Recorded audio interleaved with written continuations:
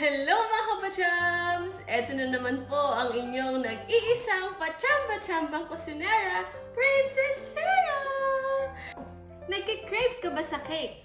Pero wala kang oven, wala ka ring microwave, ang meron ka lang ay refrigerator! Na merong puro Tupperware! Susolusyonan ko yan dahil tuturuan ko kayo kung paano gumawa ng NO Bake Oreo Cheesecake! Tara na! Simulan na natin!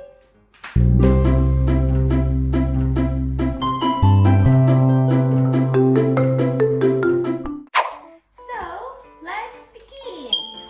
Siyempre, una, buksan mo yung Oreo mo.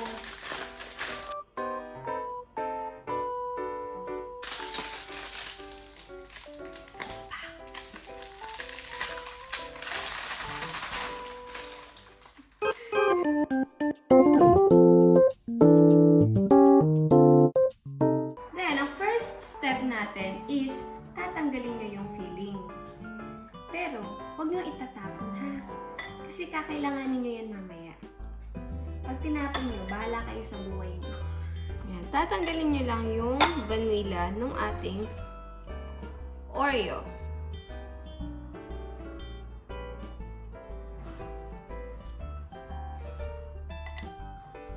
Para ka nagtatanggal ng laman ng talaba. Pansinin nyo naman tong apron ko. Ang dami kasi nagsasabi, wala daw akong apron. Ilalagay natin sa ziplock lahat ng Oreo cookie na natanggalan natin ng filling.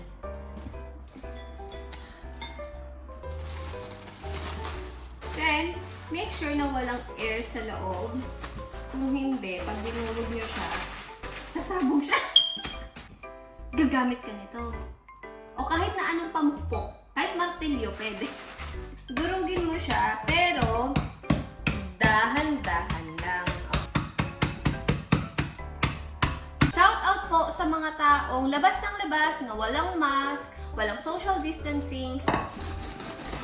Galit na galit pagka sinasaway. Guys, para sa inyo naman yun.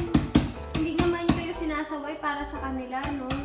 Iniingatan lang kayo. Kaya, take it as positive, advice. So, kailangan durug na durug siya, guys. Tadaan! Yan. Dapat ganyan na siya. Then, ilalagay natin sa loob yung butter. Thank you! There! Tapos, i-mix nyo siya sa loob.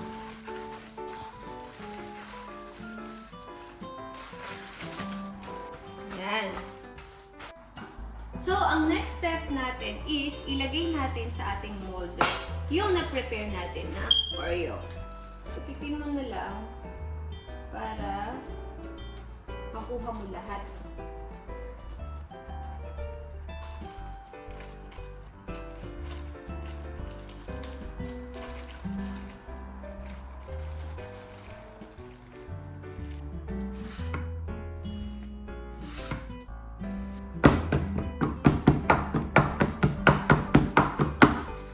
I-ref natin siya for 20 minutes para tumigas yung ating crust.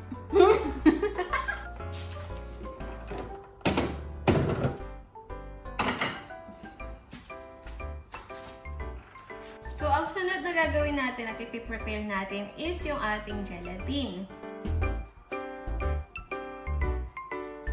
So, yung gelatin natin, lagyan natin ng cold water, then leave mo siya for 15 minutes. Ayan siya.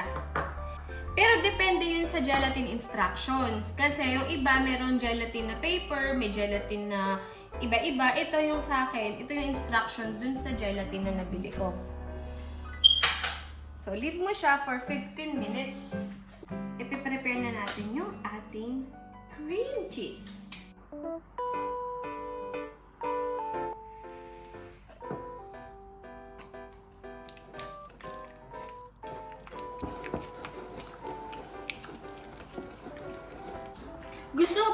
ang braso mo? Mag-bake ka.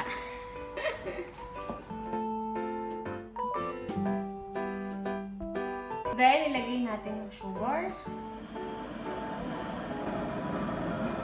May maingay kayong naririnig, no?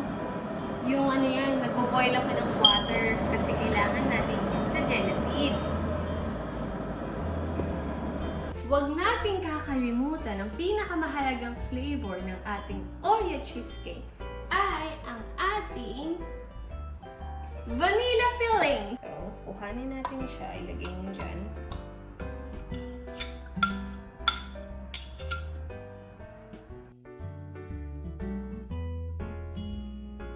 Haluin nyo lang siya ng haluin. Kasi nakikita nyo, may buo-buo pa. Yun yung mga vanilla. So, kailangan madurog natin siya. So, ito na yung ating gelatin after 15 minutes. Lagyan mo ng boiling water. Make sure na hindi yung gelatin yung paligid lang niya. So, dahan-dahan kang maglagay ng mainit na tubig. Yan. Tapos, dahan-dahan mo siyang haluin. Make sure yung toothpick hindi mo ginamit. Tanggalin na natin siya dito para lumamig siya ng konti. So, yung gelatin natin, lagay natin dito. Dahan-dahan.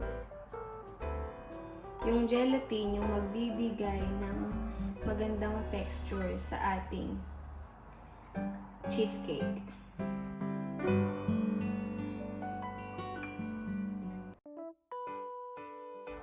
So guys, ipiprepare na natin ngayon yung ating cream.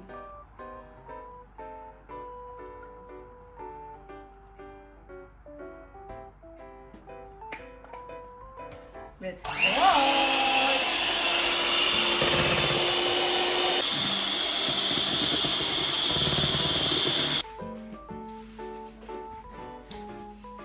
So guys, ihahalin na natin yung ating whipped cream dito sa ating cream cheese.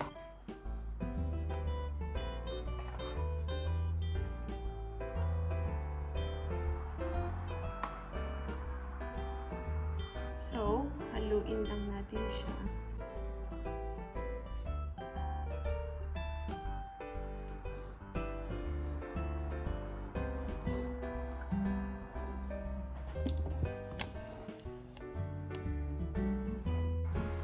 Seryoso ako, guys. Kukuhanin na natin yung niref natin na crust. Ito yung na-prepare natin kanina na crust. So, ang gagawin natin ngayon is isasalin natin to dito. Let's do it. Let's do it. Let's do it! Sino si Dudit? So, maglagay tayo dito. Amazing.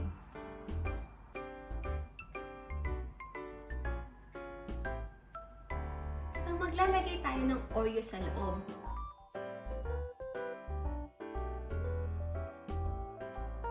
One more.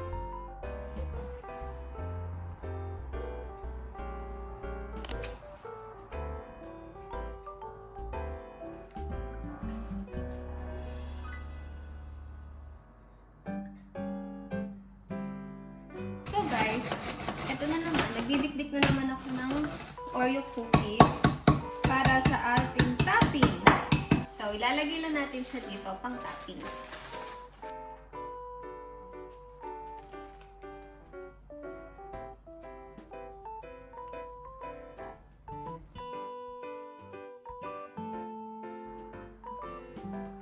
Yan! So, mga kapalabs, ito na ang ating cheesecake, pero i-refrigerate muna natin siya for 3 hours. Okay? So, maghihintay pa tayo ng 3 hours. Gutumin nyo muna ang inyong mga sarili dahil for sure, pagkatapos nito, makakarami kang slice. So, i-ref muna natin siya. Okay? So, makikita nila yung baboy ko, yung mga laman ng freezer. Ilalabas ko na kasi ito yung ulam namin. Nalagay natin siya sa freezer.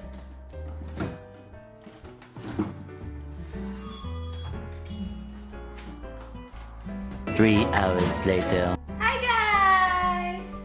Nakuha ko na siya from freezer. So, ang gagawin natin ngayon ay kukuhanin natin siya sa molder. Paano? Eh, di ba matigas nga siya. Tuturuan ko kayo ng technique. Towel, tapos lagyan mo siya ng tubig na mainit.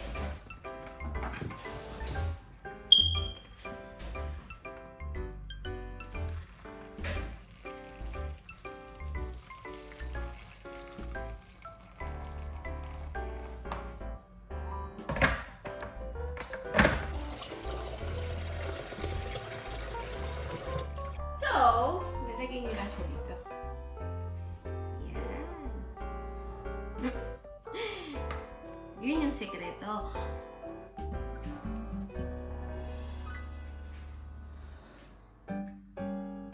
Dahan-dahan lang guys, kung di patay kayo.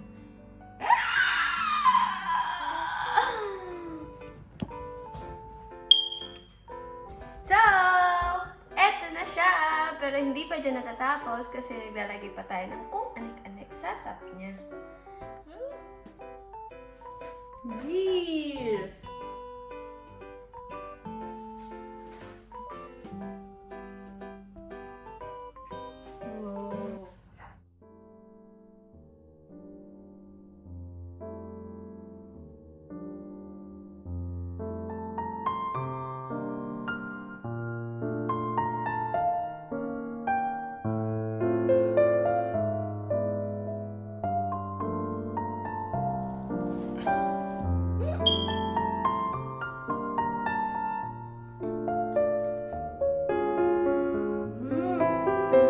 Wow!